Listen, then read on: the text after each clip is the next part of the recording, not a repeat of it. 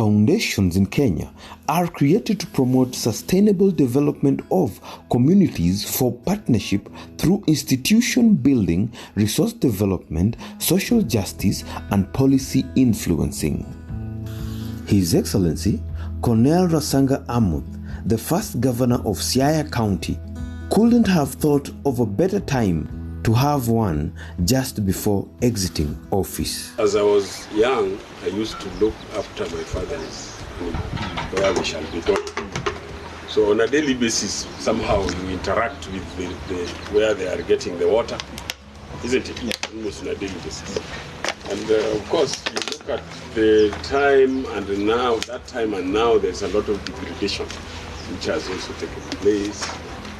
And I thought that the best thing to do is to do something about that riverine.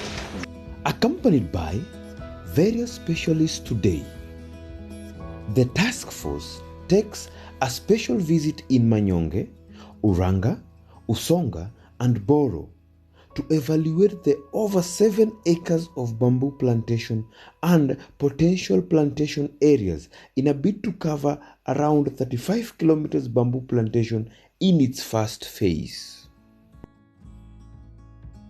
Now, we are saying that if nothing is done between now and 2030, the world will heat and the temperature to increase by 1.5 degrees.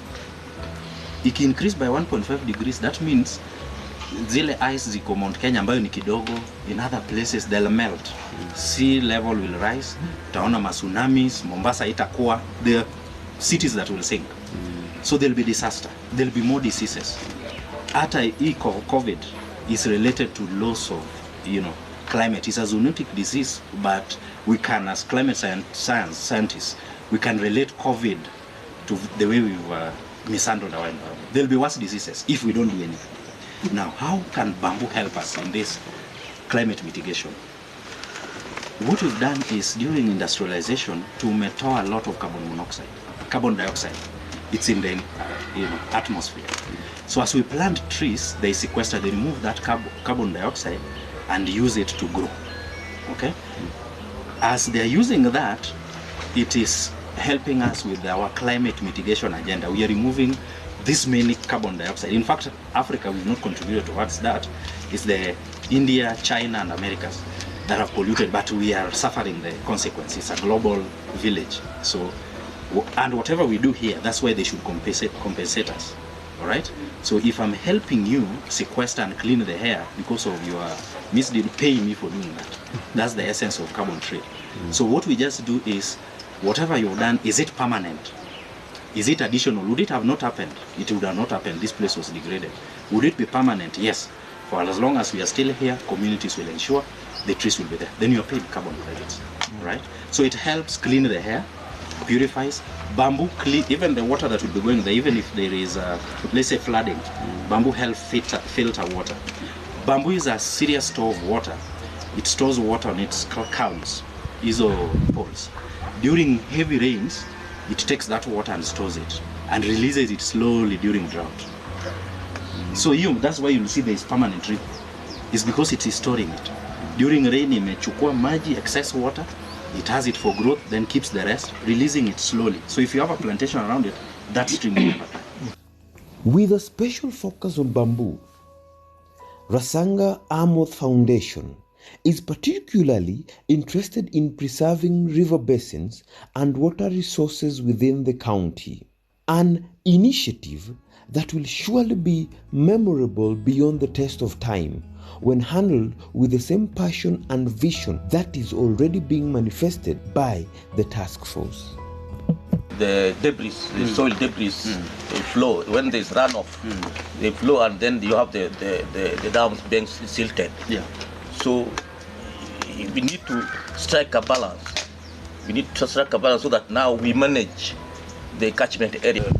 I've talked to Yellow here about the riparian for the foundation, so that there will be a partnership between the foundation now and the county government. There has to be further relationship between now the the neighbors, Community. right? The communities that we shall be dealing with, so that either in terms of them also planting bamboo or these other trees, as we are defining them. So that in the proposal it comes out that you will be taking care of the environment by also adopting to what is recognized internationally. When we were at Bondo, you talked about even buildings being erected using bamboo. You try to expound that so that these guys can respond to that. Bamboo can be combine. You make them into sheets, use it to make a cross-laminated timber, and then it can make any truss at easy. It's used for flooring. It's used for building a lot of things. So it has many uses. Bamboo is good in improving soil structure and soil fertility. The major reason for its promotion by the foundation, apart from outstanding economic benefits that can transform lives among residents if and when adopted overwhelmingly. And there's the impatience of immediate benefit. How have you handled that in certain areas? Like Central, where you're talking about 500 kilometers of that. It takes 2 years, 3 years, 4 years maybe to happen. How do you handle the impatience, expectations? What are you comparing with? You're comparing with another tree that could be harvested at 10 years. That's what you should first involve. But let us adopt this, because in 5 years you'll be getting money. This other will be 10 years. In 5 years this place will be green, this other will take longer. So what we are trying to do, we are not comparing bamboo with maize. We are comparing bamboo with other trees. And then once that is clear to the community, and that's the essence of having demonstrations. When they see it growing, they see it 5 years it's ready, it's being harvested, and they see the trickle down benefits. Or even for carbon, you'll only start getting carbon payment after several years. They can give you prepayments, but you'll get it after several years once the tree years. You've demonstrated that you planted and it is sequestering carbon. That's what you do. During sensitization, and you discuss with them, tell them in the language that they hear, and be very forthright that this is something that you'll harvest in 5 years, not today. It will grow very fast, but you will not be ready to harvest. Down a bit, and you see what has been done. Now, this thing is about 1 year and 8 months. And it has come up so fast. I think probably the nature of the soil here or the climate has made it grow very fast. It looks like a 3-year-old project. And from here we will go down, then you can now lead the team back to go. So I wish that if we have any remarks to make, then we can work inside. When you're harvesting, you have what we call horseshoes. So the environmentalist, what you'll be doing, you mark with edges. You use different colors. So like this is were planted 2 years ago. You can even put red, all of them. The ones that will be coming, like ile, the next year, unaweka blue color. So when you'll be harvesting, you'll start with the red one. Na itakuwa katikati. So it's called horseshoe arrangement. So you'll be coming and harvesting ile ya katikati. Do propagation of our own. You put a nursery.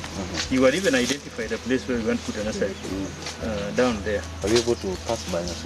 Yeah, we are going there. Director, you remember the place where we were talking about nursery? Down. It's part of Are you happy with the spacing? No, this is okay. 5 meters by 5 meters. Yeah. So, having sustainable supply of the seedlings. So you have the whole nursery and the community members are trained to propagate. Then also for income, they'll be selling to others. When people see this plot, they would want to have it on their farms. But where are they going to buy it? Will they be going to Kisumu carefully? So if there is a source where they can buy and cheaply, so will also be, some sustainable source of income to sustain the project as we are planting. But then they should be taught, identified community members, key members, taught from propagation, Then even managing the come and learn here. How do we do weeding? How do we do marking of this? What do we do with the poles when we harvest? The first ones that we harvest, what do we do? How do we treat them? What are the markets? How can we prepare it for the markets? Because any restoration we are doing, we should be doing with the market in mind. So if we are doing it for carbon, if we are doing it for energy, if we are doing it for whatever, and even for restoration is also part of the objectives. Yeah, called rehabilitation of degraded areas. So I think this is good. Then the farmers will ask you, the bamboo tumepanda, there are 3 years. What are we going to do? What are we going to do? We should start thinking about that. Bamboo ni wanyalo mna pidhe kwa yudo order mare nikech wanto koro wakia ni kwa pidhe dwatere kanye. Mana kwa yudo order mare twanyalo pidhe. What we want is the people who've been trained, who've gathered, knowledge over a period of time, should also visit and sit down with you people for a few days.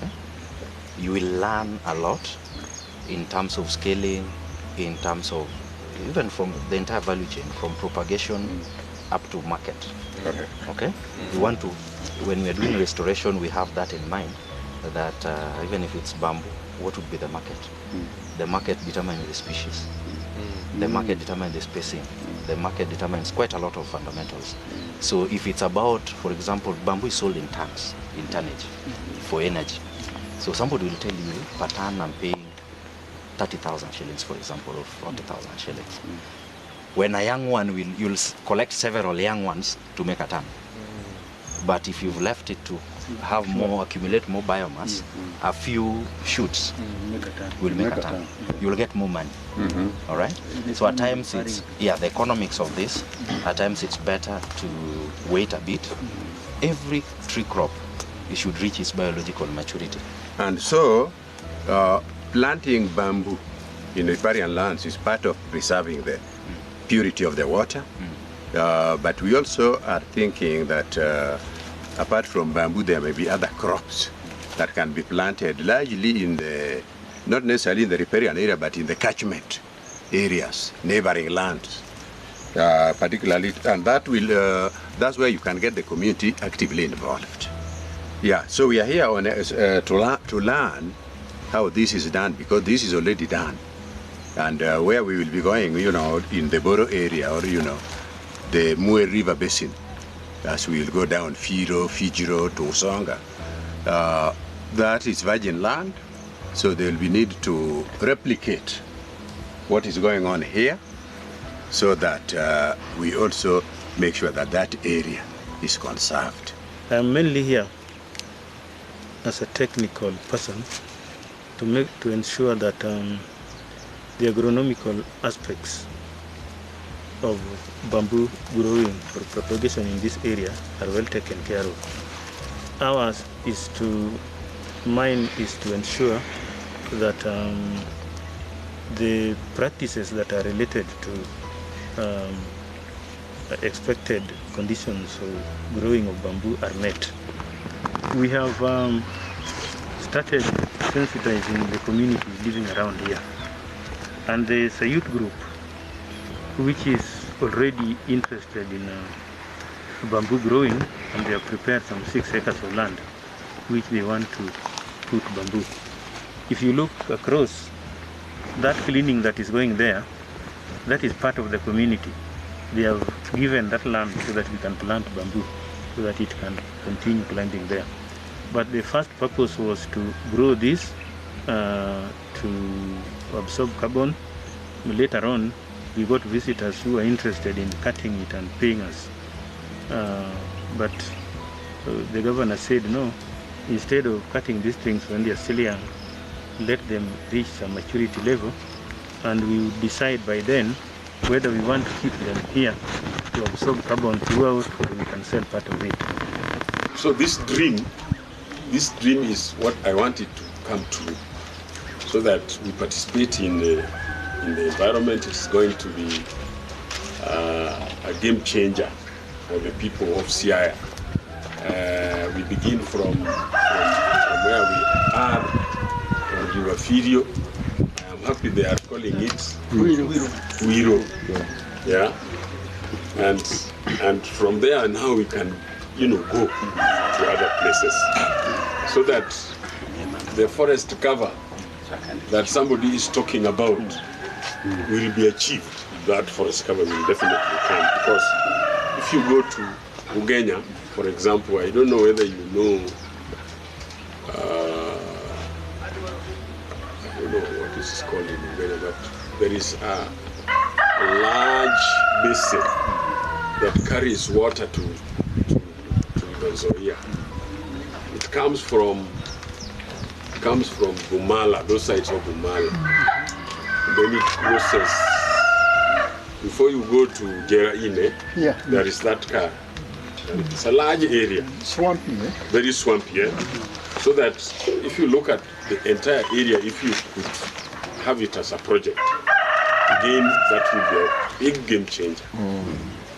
And so this is the dream that I have, and I believe when we support it, it is going to be actualized.